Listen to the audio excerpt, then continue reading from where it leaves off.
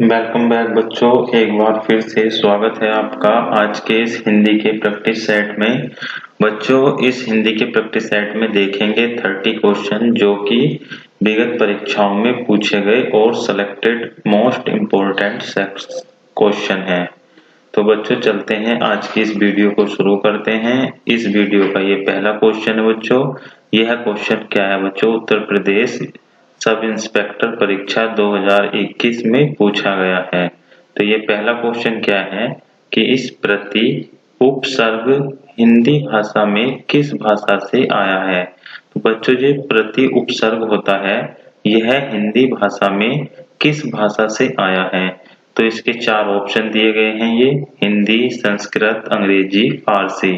तो इन चारों में से इसका राइट आंसर बताना है। बच्चों ये क्वेश्चन नंबर 1 है और ये है जो क्वेश्चन है इम्पोर्टेंट एंड सिलेक्टेड क्वेश्चन है। तो इस क्वेश्चन का जो राइट आंसर होना चाहिए कि प्रति उपसर्ग हिंदी भाषा में किस भाषा से आया है? तो इस क्वेश्चन का राइट आंसर हो जाएगा option number B, Sanskrit. Option number B इस क्वेश्चन का राइट आंसर है, संस्कृत। ठीक है, तो इस क्वेश्चन का राइट आंसर क्या हो गया? ये ऑप्शन नंबर बी। तो ये अच्छा क्वेश्चन था बच्चों, इसे जरूर अच्छे से याद कर लें। बढ़ते हैं नेक्स्ट क्वेश्चन की ओर। नेक्स्ट क्वेश्चन है क्वेश्चन नंबर 2। क्वेश्चन नंबर 2 क्या है कि निम्न में कौन सा कार्यालयीय पत्र नहीं है? तो इन 4 ऑप्शन में से बच्चों एक कार्यालयीय पत्र नहीं है, वह हमें बताना है। तो पहला ऑप्शन है प्रार्थना पत्र, ये भी क्या बच्चों कार्यालयीय पत्र होता है। दूसरा ऑप्शन है प्रेस विज्ञप्ति, ये भी कार्यालयीय पत्र होता है।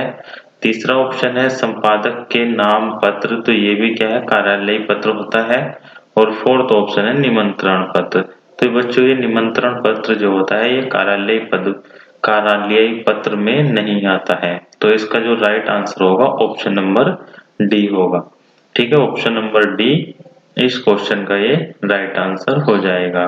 बढ़ते हैं नेक्स्ट क्वेश्चन की ओर। नेक्स्ट क्वेश्चन है बच्चों क्वेश्चन नंबर 3, बहुत ही सिलेक्टेड और मोस्ट इम्पोर्टेंट क्वेश्चन है। तो क्वेश्चन नंबर 3 में क्या कहा गया है कि अखरोट, ये शब्द दिया गया है बच्चों अखरोट। अखरोट शब्द किस विदेशी भाषा से आया है? तो अखरोट शब्द जो है बच्चों किस विदेशी भाषा से आया है? 4 ऑप्शन है पश्तो, रोमन, जापानी और अरबी। तो इस क्वेश्चन का जो राइट आंसर होगा वह होगा ऑप्शन नंबर ए, पश्तो भाषा से। तो ऑप्शन नंबर ए पश्तो भाषा इस क्वेश्चन का क्या है, ये राइट आंसर हो जाएगा। बढ़ते हैं बच्चों नेक्स्ट क्वेश्चन की ओर। बच्चों ये क्वेश्चन कैसा लगा आप कमेंट बॉक्स में जरूर बताएं और इस वीडियो को ज्यादा से ज्यादा अपने दोस्तों में शेयर करें और टेलीग्राम ग्रुप में। क्वेश्चन नंबर 4 क्या है बच्चों देखते हैं। क्वेश्चन नंबर 4 है कि हम दोनों शांति पूर्वक पढ़ते रहते हैं, इस वाक्य में पूर्वक शब्द कौन सा संबंध बोधक है? तो हम दोनों शांति पूर्वक पढ़ते रहते हैं, ये क्या है एक वाक्य दिया गया है और इसमें एक वर्ड आया है पूर्वक। तो ये पूर्वक शब्द जो है ये कैसा संबंध बोधक शब्द है? तो ये हमें क्वेश्चन में बताना है। तो पहला ऑप्शन है साविभाक्तिक, दूसरा है निर्विभाक्तिक, तीसरा है मौलिक और फोर्थ ऑप्शन है यौगिक। तो यह अच्छा क्वेश्चन है, नया क्वेश्चन है, तो इस क्वेश्चन को आप अच्छे से ध्यान रखेंगे। तो इस क्वेश्चन का जो राइट आंसर है ऑप्शन नंबर सी है, मौलिक संबंध बोधक। ठीक है, मौलिक संबंध बोधक यानी इस पूर्वक शब्द में कौन सा संबंध बोधक है? तो मौलिक संबंध बोधक है। तो ऑप्शन नंबर सी इस क्वेश्चन का ये राइट आंसर हो जाएगा। ठीक है, बढ़ते हैं नेक्स्ट क्वेश्चन की ओर। नेक्स्ट क्वेश्चन है क्वेश्चन नंबर 5 कि निम्नलिखित में से कौन सा शब्द मछली का पर्याय है? तो हमें यहाँ पर मछली का पर्यायवाची शब्द बताना है। तो 4 ऑप्शन दिए गए हैं, चपला, दूसरा है तयोनिधि, तीसरा है अक्षी, फोर्थ है झस। तो इसका जो राइट आंसर होगा बच्चों वह होगा झस। ठीक है, ऑप्शन नंबर डी इस क्वेश्चन का ये राइट आंसर हो गया झस। ठीक है, तो मछली का बच्चा एक सफरी भी होता है। ठीक है, सफरी भी आपको याद रखना है कि सफरी किसका पर्यायवाची होता है, तो मछली का ही होता है। और झस किसका पर्यायवाची होता है, तो मछली का होता है। बाकी मत्स्य, मीन तो आप सभी लोग जानते हैं। तो इसका right answer option number D हो जाएगा। बढ़ते हैं नेक्स्ट क्वेश्चन की ओर। नेक्स्ट क्वेश्चन है क्वेश्चन नंबर 6, जो शब्द में कौन सा सर्वनाम है।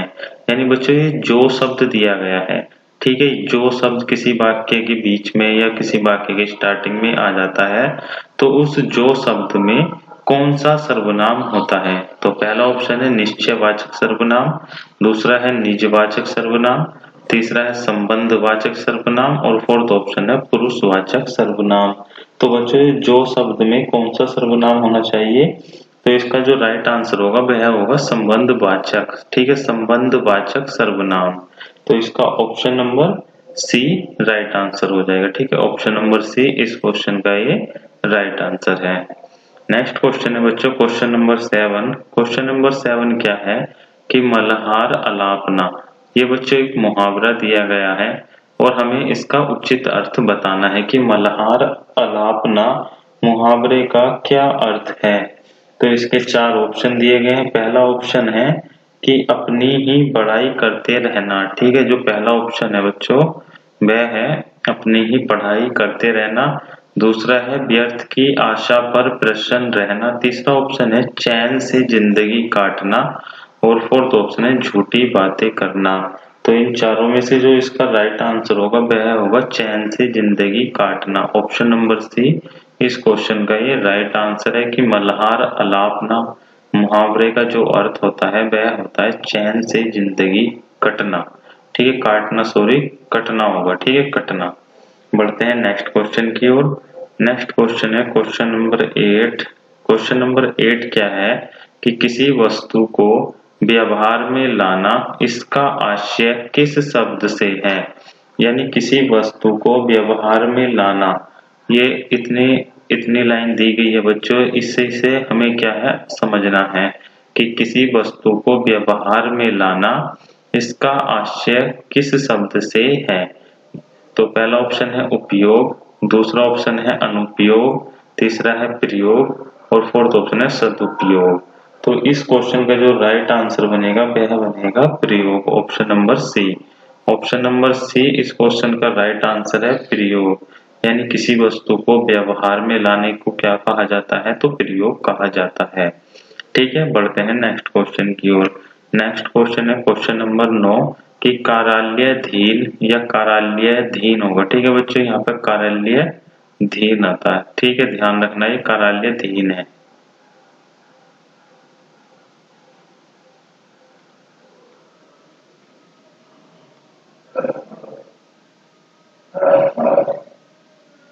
कार्यालयधीन आदेश सदैव प्रेषित होता है। यानी बच्चों जो कार्यालयीय आदेश होते हैं वह सदैव प्रेषित होते हैं। तो इसके 4 ऑप्शन दिए गए हैं। पहला है कनिष्ठ से वरिष्ठ को, दूसरा ऑप्शन है वरिष्ठ से कनिष्ठ को, फोर्थ ऑप्शन है दोनों ओर से, और फोर्थ ऑप्शन है व्यक्तिगत रूप से वरिष्ठ से कनिष्ठ को। यानी सीनियर अपने जूनियर को पत्र लिखता है या जूनियर सीनियर को लिखता है या दोनों ओर से लिखे जाते हैं या व्यक्तिगत रूप से वरिष्ठ से कनिष्ठ को लिखे जाते हैं। जो कार्यालय में आदेश दिया जाता है बच्चों, तो कार्यालय में जो आदेश दिया जाता है वह हमेशा क्या होता है वरिष्ठ से कनिष्ठ को दिया जाता है। यानी ऑप्शन नंबर बी इस क्वेश्चन का ये राइट आंसर होगा। बच्चों सिलेक्टेड क्वेश्चन है और ये अच्छे क्वेश्चन होते हैं पत्र लेखन के, जो किसी न किसी एग्जाम में आपको 1 या 2 क्वेश्चन देखने के लिए जरूर मिलते हैं। बढ़ते हैं नेक्स्ट क्वेश्चन की ओर। नेक्स्ट क्वेश्चन है क्वेश्चन नंबर 10 कि निम्न में से कौन सा शब्द स्वर का वर्गीकरण नहीं है। तो बताना है निम्न में से कौन सा शब्द स्वर का वर्गीकरण नहीं है। 4 ऑप्शन दिए गए हैं पुल्लुप्त, ह्रस्व, संयुक्त और द्वित्व। तो इस क्वेश्चन का जो राइट आंसर होगा बच्चों वह होगा द्वित्व, ठीक है, द्वित्व जो होता है ये स्वर शब्द का वर्गीकरण नहीं है। विलुप्त, ह्रस्व और संयुक्त जो होते हैं स्वर के पार्ट होते हैं, जबकि द्वित्व नहीं होता। तो ऑप्शन नंबर डी इस क्वेश्चन का क्या है ये राइट आंसर है। बढ़ते हैं नेक्स्ट क्वेश्चन की ओर। नेक्स्ट क्वेश्चन है क्वेश्चन नंबर 11 कि जिस समास में पूर्व पद गौड़ तथा उत्तर पद प्रधान हो उसे कौन सा समास कहते हैं। यानी जिस समास में पूर्व पद गौण हो और उत्तर पद क्या हो प्रधान हो तो उसे कौन सा समास कहते हैं? तो चार ऑप्शन दिए गए हैं, द्वंद्व समास, बहुब्रीहि समास, द्विगु समास और फोर्थ ऑप्शन है तत्पुरुष समास। तो इन चारों में से बच्चों जो इस क्वेश्चन का राइट आंसर है वह है तत्पुरुष समास। जो उत्तर पद प्रधान होता है वह किस में होता है? तो तत्पुरुष समास में होता है, यानी ऑप्शन नंबर डी इस क्वेश्चन का ये राइट आंसर हो गया। बढ़ते हैं नेक्स्ट क्वेश्चन की ओर। नेक्स्ट क्वेश्चन है क्वेश्चन नंबर 12। क्वेश्चन नंबर 12 है कि जो संज्ञा सर्वनाम आदि शब्दों से जुड़कर नए शब्दों की रचना करते हैं वे कौन से प्रत्यय कहलाते हैं? यानी जो संज्ञा सर्वनाम आदि शब्दों से जुड़कर नए शब्दों की रचना करते हैं वे कौन से प्रत्यय कहलाते हैं? तो पहला ऑप्शन है तद्धित प्रत्यय, दूसरा है कृदंत प्रत्यय और थर्ड ऑप्शन है संस्कृत प्रत्यय और फोर्थ ऑप्शन है अनियय प्रत्यय। तो इन चारों में से जो इसका राइट आंसर होगा बच्चों वह होगा ऑप्शन नंबर ए तद्धित प्रत्यय। तद्धित प्रत्यय जो होते हैं बच्चों वे संज्ञा और सर्वनाम के साथ जुड़ते हैं, ठीक है। कृदंत प्रत्यय जो होते हैं क्रिया के साथ जुड़ते हैं। तो ऑप्शन नंबर ए इस क्वेश्चन का ये राइट आंसर हो जाएगा, ठीक है। बढ़ते हैं नेक्स्ट क्वेश्चन की ओर। नेक्स्ट क्वेश्चन है क्वेश्चन नंबर 13। क्वेश्चन नंबर 13 क्या है बच्चों की ग्रंथि का तद्भव रूप बताना है, यानी ग्रंथि का तद्भव शब्द है।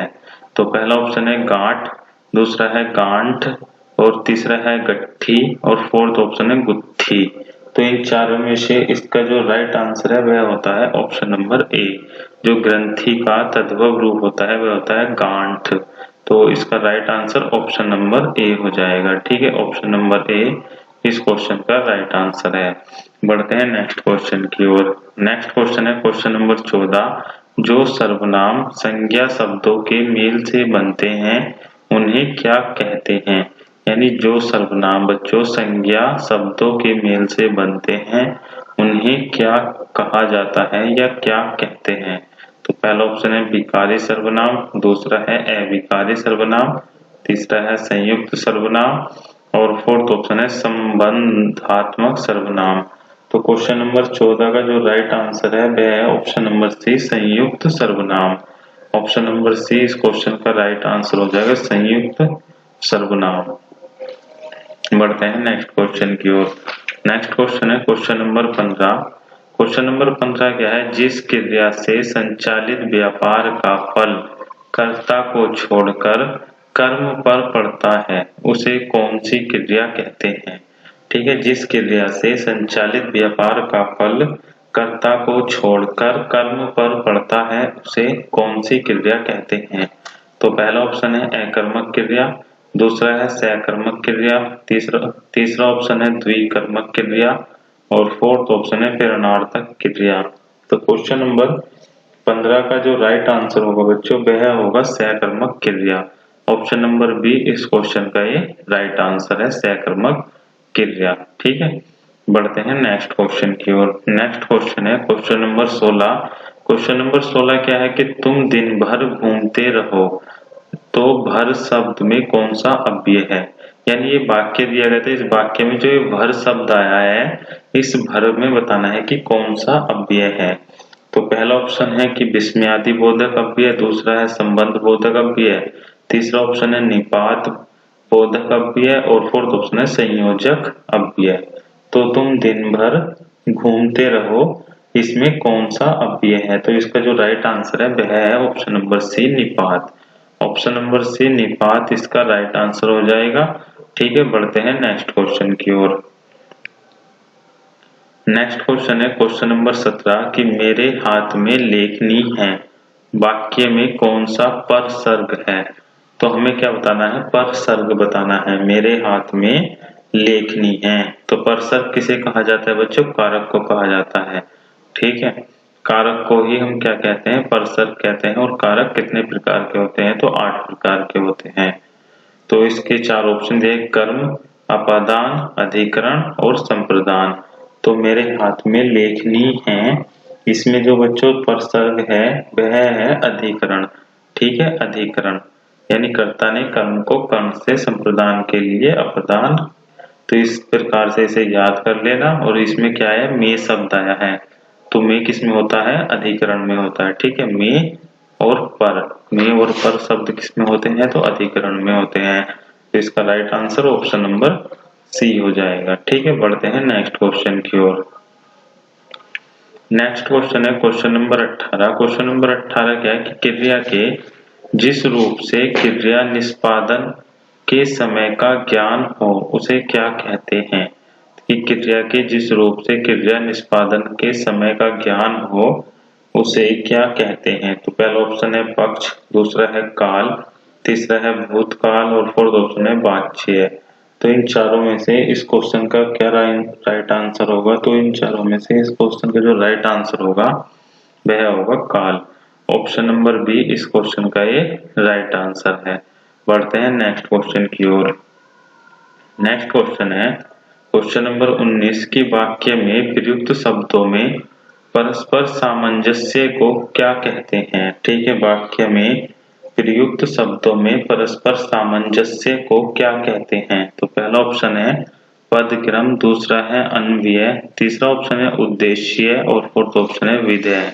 तो क्वेश्चन नंबर 19 का राइट आंसर क्या होगा बच्चों? तो इसका जो राइट आंसर होगा वह होगा ऑप्शन नंबर बी अन्वय। अन्वय इस क्वेश्चन का ये राइट आंसर है। ऑप्शन नंबर बी इस क्वेश्चन का ये राइट आंसर हो जाएगा। बढ़ते हैं नेक्स्ट क्वेश्चन की ओर। नेक्स्ट क्वेश्चन है क्वेश्चन नंबर 20 कि किसी राजपत्रित अधिकारी की नियुक्ति, पदोन्नति, अवकाश स्वीकृति और उनके स्थानांतरण की सूचना को राजपत्र में प्रकाशित करने के लिए किस पत्र का प्रयोग किया जाता है? ठीक है, तो पहला ऑप्शन है परिपत्र का, दूसरा है शासनादेश का, तीसरा है अधिसूचना और फोर्थ है कार्यालय स्मृति पत्र। तो इस क्वेश्चन का जो राइट आंसर है बच्चों वह होगा अधिसूचना। अधिसूचना option number option number C इस क्वेश्चन का ये राइट आंसर होगा। और अधिसूचना को अंग्रेजी में नोटिफिकेशन भी कहा जाता है। ठीक है, नोटिफिकेशन, ये भी आपको ध्यान रखना है, नोटिफिकेशन। तो बढ़ते हैं नेक्स्ट क्वेश्चन में। नेक्स्ट क्वेश्चन क्या है? Question number 21। क्वेश्चन नंबर 21 है कि निम्नलिखित में से कौन सा शब्द प्रत्ययन और उच्चारण के आधार पर व्यंजन का वर्गीकरण नहीं करता है या वर्गीकरण नहीं है? तो बताना है इसमें कि निम्नलिखित में से कौन सा शब्द प्रत्ययन और उच्चारण के आधार पर व्यंजन का वर्गीकरण नहीं है। तो हमें व्यंजन का वर्गीकरण नहीं है तो पहला ऑप्शन है उत्क्षिप्त, दूसरा है पार्श्विक, तीसरा ऑप्शन है सघोष और फोर्थ ऑप्शन है ऊष्म। तो इस क्वेश्चन का जो राइट आंसर होगा बच्चों वह होगा सघोष, option number C. Option number C सघोष इस क्वेश्चन का क्या है? ये राइट आंसर है। बढ़ते हैं नेक्स्ट क्वेश्चन की ओर। नेक्स्ट क्वेश्चन है क्वेश्चन नंबर 22। क्वेश्चन नंबर 22 है कि जिन स्वरों के उच्चारण में दो मात्रा का समय लगता है या ह्रस्व से दोगुना समय लगता है उन्हें कहते हैं। तो पहला ऑप्शन है प्लुत स्वर, दूसरा ऑप्शन है गुरु स्वर, तीसरा ऑप्शन है मूल स्वर और फोर्थ ऑप्शन है लघु स्वर। तो इस क्वेश्चन का जो राइट आंसर होगा वह होगा गुरु स्वर। ठीक है, गुरु स्वर। गुरु स्वर इस क्वेश्चन का ये राइट आंसर हो जाएगा। जिन स्वरों के उच्चारण में दो मात्रा का समय लगता है। ठीक है, दो मात्रा का, उसने सिर्फ दो मात्रा बोला है, न कि दो मात्रा से अधिक। दो मात्रा का समय लगता है या ह्रस्व से दुगुना समय लगता है तो उन्हें हम क्या कहते हैं? गुरु या दीर्घ स्वर कहते हैं। ठीक है, ऑप्शन नंबर बी इस क्वेश्चन का ये राइट आंसर हो जाएगा। बढ़ते हैं नेक्स्ट क्वेश्चन की ओर। नेक्स्ट क्वेश्चन है क्वेश्चन नंबर 23 की जिस व्यंजन ध्वनि के उच्चारण के समय स्वर तंत्री में कंपन होता है, उच्चारण स्थान के आधार पर ध्वनियों के वर्गीकरण में उसका क्या स्थान है? तो क्वेश्चन ये था कि जिस व्यंजन ध्वनि के उच्चारण के समय स्वर तंत्री में कंपन होता है, उच्चारण स्थान के आधार पर ध्वनियों के वर्गीकरण में उसका क्या स्थान है? तो पहला ऑप्शन है मूर्धन्य है, वर्तस्य है, काकल्य है या कंठ्य है। तो इन चारों में से इसका जो राइट आंसर है वह है काकल्य। ठीक है, ऑप्शन नंबर सी इस क्वेश्चन का ये राइट आंसर है काकल्य। तो ये भी एक अच्छा क्वेश्चन था। बढ़ते हैं नेक्स्ट क्वेश्चन की ओर। नेक्स्ट क्वेश्चन है क्वेश्चन नंबर 24। क्वेश्चन नंबर 24 क्या है बच्चों की ध्वनि के अनुकरण के आधार पर जो शब्द निर्मित हो गए हैं और जिनकी व्युत्पत्ति अज्ञात है ऐसे शब्दों को क्या कहा जाता है। यानी ध्वनि के अनुकरण के आधार पर जो शब्द निर्मित हो गए हैं और जिनकी व्युत्पत्ति अज्ञात है ऐसे शब्दों को क्या कहा जाता है। तो पहला ऑप्शन है तत्सम शब्द, दूसरा है देशज शब्द, तीसरा है विदेशज शब्द और फोर्थ ऑप्शन है प्राकृत शब्द। तो क्वेश्चन नंबर 24 का जो राइट आंसर है वह है देशज शब्द, option number B. Option number B इस क्वेश्चन का क्या है बच्चों, ये राइट आंसर हो जाएगा। ठीक है, बढ़ते हैं नेक्स्ट क्वेश्चन की ओर। नेक्स्ट क्वेश्चन है क्वेश्चन नंबर 25 की व्युत्पत्ति के आधार पर संज्ञा के कितने भेद होते हैं। हमें बताना है कि संज्ञा के कितने भेद होते हैं, वह भी व्युत्पत्ति के आधार पर। तो पहला ऑप्शन है 2, तीसरा ऑप्शन है 3, फोर्थ ऑप्शन है 5 और थर्ड ऑप्शन है 5 और फोर्थ ऑप्शन है 6। तो बताना है कि व्युत्पत्ति के आधार पर संज्ञा के कितने भेद होते हैं। तो इसका राइट आंसर है 3, option number B. Option number B 3 भेद होते हैं। तो ये भी अच्छा क्वेश्चन है, आपको ध्यान रखना है। बढ़ते हैं नेक्स्ट क्वेश्चन की ओर। नेक्स्ट क्वेश्चन है क्वेश्चन नंबर 26 कि समानाधिकरण किस अव्यय का भेद है। ये समानाधिकरण जो बच्चों शब्द दिया गया है यह किस अव्यय का भेद है। तो पहला ऑप्शन है समुच्चय बोधक का, दूसरा है क्रिया विशेषण का, तीसरा है संबंध बोधक, फोर्थ है विस्मयादि बोधक। तो इन चारों में से इसका राइट आंसर है समुच्चय बोधक, option number A. Option number A इस क्वेश्चन का क्या है बच्चों, राइट आंसर है। बढ़ते हैं नेक्स्ट क्वेश्चन की ओर। नेक्स्ट क्वेश्चन है क्वेश्चन नंबर 27 तुम प्रतिदिन खेलते हो उपर्युक्त वाक्य में प्रतिदिन कौन सा क्रिया विशेषण है। तुम प्रतिदिन खेलते हो उपर्युक्त वाक्य में प्रतिदिन कौन सा क्रिया विशेषण है। तो हमें इस प्रतिदिन में बताना है कि कौन सा क्रिया विशेषण है। तो पहला ऑप्शन है गुणवाचक क्रिया विशेषण, दूसरा ऑप्शन है परिणामवाचक क्रिया विशेषण, तीसरा है कालवाचक क्रिया विशेषण और फोर्थ ऑप्शन है स्थानवाचक क्रिया विशेषण। तो इस क्वेश्चन का जो राइट आंसर होगा वह होगा ऑप्शन नंबर सी कालवाचक क्रिया विशेषण। ऑप्शन नंबर सी इस क्वेश्चन का ये राइट आंसर हो जाएगा। ठीक है, बढ़ते हैं नेक्स्ट क्वेश्चन की ओर। नेक्स्ट क्वेश्चन क्या है, क्वेश्चन नंबर 28। क्वेश्चन नंबर 28 है बच्चों की संदेह और संशय में संदेह का जो संदेह और संशय दो वर्ड दिए गए हैं। ठीक है, इसमें जो संदेह का अर्थ है जहां न में कुछ होने की आशंका होना है। ठीक है, जहां न कुछ होने की आशंका है वहीं संशय का हमें अर्थ बताना है। यानी संदेह का तो बच्चों इसमें क्वेश्चन में अर्थ दिया गया है लेकिन संशय का नहीं दिया गया है, तो हमें संशय का बताना है। तो इन चार ऑप्शन में से कौन सा राइट होगा। तो इसमें से जो राइट होना चाहिए बच्चों वह कौन सा होना चाहिए, ऑप्शन नंबर डी कि वास्तविकता के लिए अनिश्चय की स्थिति। यानी वास्तविकता के लिए अनिश्चय की स्थिति को क्या कहते हैं, हम संशय कहते हैं।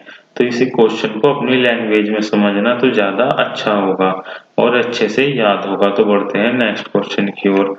नेक्स्ट क्वेश्चन है क्वेश्चन नंबर 29 कि किसी व्यक्ति या वस्तु को न अपनाना वाक्यांश के लिए उपयुक्त शब्द का चयन कीजिए।